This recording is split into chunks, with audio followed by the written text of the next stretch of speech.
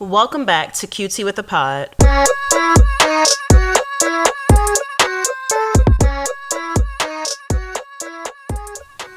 Hello, everyone. Welcome back to another podcast, another episode. We're starting fresh. Yeah, I was gone for a minute, but now I'm back at the jump off. No reason to really talk about it, though, because, I'd rather be about it. But I'm really excited about everything this year so far. If you have not purchased your intention setting journal yet, please do so. Don't worry, the link will be left in the show notes. But I want to get started because it is the start of a new year. Everyone's feeling excited, of course, about the new year. So I want to talk about setting intentions. And usually I am very heavy on setting goals. And I think intentions were really popular last year. I heard this girl at work and she was like, yeah, we're having an intention setting party. And I was like, why not goals? And then intentions just became really popular this past year, like manifesting, things like that. And I was always like, I can set goals, but listening to more podcasts, reading books, I'm like, wowzers. And personal experience has taught me, I don't think I'm with the strictly goals anymore. So why exactly did I want to shift to setting intentions? With goals. So I do set goals every year. All of us do that. We call them not all of us, but we call them New Year's resolutions. And I found that I was not meeting a lot of my goals. So it could have been, for instance, I know last year it was like, I'm going to have 1,000 or 2,000 followers. And I did not do that. Did I gain more followers? Yes, I did. But did I hit that number? No. So I didn't reach my goal, right? So the goals were about specific outcomes. I was just like, I got to hit this number. I got to do this. I got to do this. I got to do this. And if I don't meet that goal, then that means everything I did leading up to the goal, but I didn't hit the goal, was done in vain. It was pointless. Yeah, done in vain. But that's not what I wanted to think. So as I'm doing more research on intentions and versus goals, I was like, yeah, I'm definitely going to focus on intentions this year. So from my research, I'm gathering that intentions are more about what we want to invite into our lives and more about the process of things. Like, yes, you can still set goals, but should your entire existence be focused on goals? Probably not. And I'm going to talk about that right now in this episode. So that is why I made the shift, and I came up with 3 reasons. Well, not 3 reasons. 3, yeah, I guess they're reasons. And mindsets to embrace as you are setting your intentions. And this is going to be a really short podcast because I'm just talking about these 3 things, and then I will be out and I'll be back. But number 1, when setting intentions, focus on the positive. So don't make your intentions like secret punishments. Like, I'm going to lose 20 pounds this month. That's a punishment. You are going to be a slave to the gym, be a slave to your diet, be a slave to your lifestyle because you want to lose 20 pounds. And ultimately, you will not be happy. You're going to be miserable trying to achieve that. And if you don't hit that goal, you may be mad at yourself because I hope you're holding yourself accountable. If you make a goal, are you holding yourself accountable for that goal? So focus on the positive things that you want. So that can be, I'm going to go to the gym 3 times a week. That can be, I'm going to eat more vegetables, and you just keeping track of that.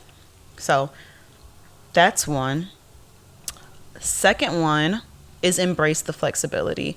So the good part about setting intentions is that it's easier to determine what's aligned and what's not aligned. So when we have intentions, it gives us more flexibility and freedom to move towards that desired space. So that means if along the way you have a new epiphany or you get new insight, you're still like, oh, okay, I'm still progressing. You won't feel like you're off track. So again, let's say your goal is to podcast more. So if your goal is to podcast more, there are going to be ups and downs. And maybe podcast more means I release a podcast every week. I may come up with an idea that takes me an extra week to plan. But I did come back with a quality podcast. So I don't feel like I'm off track and it's still flexible, if that makes sense. So embrace the flexibility that does come with setting intentions because the goal is the intention is so not vague, but it's so broad. Like it can literally look any kind of way. So even if it is, I want to eat more vegetables, that can look like a salad. That can look like adding vegetables to your meal. That can look like having a smoothie. Like it's flexible. And I know that was a very base model, but yeah. And then the next thing is, I think I said 3, but I think they're going to be 4. Setting intentions. This is a small one. Don't strive for perfection. It's all about progress. And that's what I like about intentions. It is about the progress you make and the journey to get there. It's not like I want to hit this specific goal. Like, sure, I want to hit that goal, but it's more about the process and what you learn during that process. So even last year, one of my goals was to read 10 books. I read more than 10 books, so I did meet that goal. But I didn't want it to be, let me finish this book and get to my next book so I can hurry up and get 10. Instead, I definitely learned how to read better.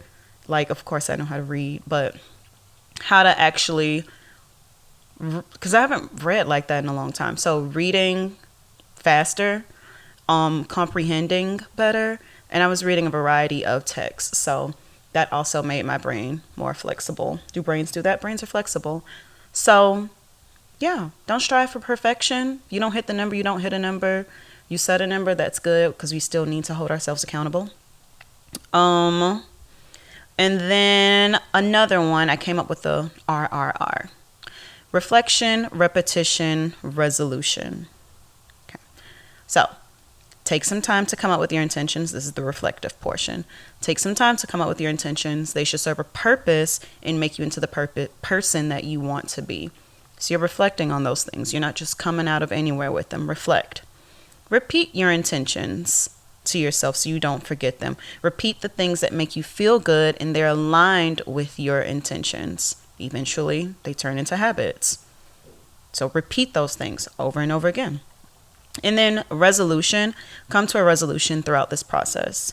So the firm decision to stop doing something or to continue doing it if it aligns. So if you set an intention to be more attentive to your partner and you decided to schedule time, I don't know, you schedule time, like this is the time we sit and talk about our week, and you find that set time is really good, like you guys find time, you guys connect, the conversation flows, it leads into other things, and then you actually do strengthen your bond and you are more receptive to listening. Keep that. But if the appointment keeps getting altered and missed and you guys just don't do it or the space seems forced, take it out. That's your resolution. It doesn't work. So reflect, repeat, resolute, aka it's reflection, repetition, and resolution. But overall, I will be setting intentions this year. / I've already set them because you're hearing this podcast after the new year. So happy new year. And again, I have a wonderful journal that can help you throughout the process. So I'm really excited about this journal. And I was really scared to put it out because I have been making things. I mean, I'm an educator, so making things and like thinking about how things are helpful and what the end goal should be, it comes to me naturally. So making that for not a classroom setting was a little overwhelming because I was like, oh my God, how are people going to perceive this? Like, I'm not a therapist, I'm not this, I'm not that, but I mean, I got over it and it is out. So it is 12 months of reflection and setting intentions, and it has guided reflective questions with a theme every month. It's really good. So I have the digital version on Etsy, and then the physical should be on Amazon right now. We'll see at this point. So, yeah. Thanks for coming back for another episode. And we will be back next week to talk about why I don't like true crime anymore. Bye.